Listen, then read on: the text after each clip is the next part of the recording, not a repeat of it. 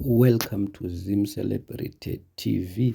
Patinenge tichikupai mabhazi anoita cross border, especially from Zimbabwe to South Africa, from South Africa to Zimbabwe. Ratiri kukuratidzai iri rinonzi Tamuka Bus Coaches. Aya mabhazi aya so far ari kunanga kuHarare are the smartest buses ever.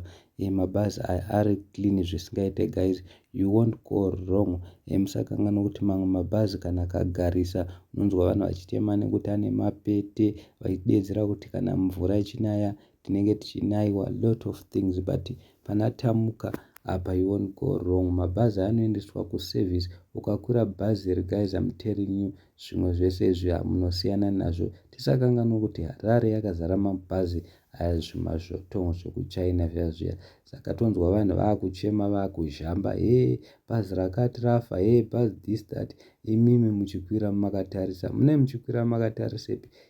Aya mabhazi kana muchivada munovabata paTikTok, kana muchivada munovabata paFacebook. Tangoti tikuudze guys, muzive mabhazi ekukwira, ndo mabhazi manyama aya, mabhazi ekukwira, mabhazi ane customer care, mabhazi anofamba netime in time. Tamuka Coaches.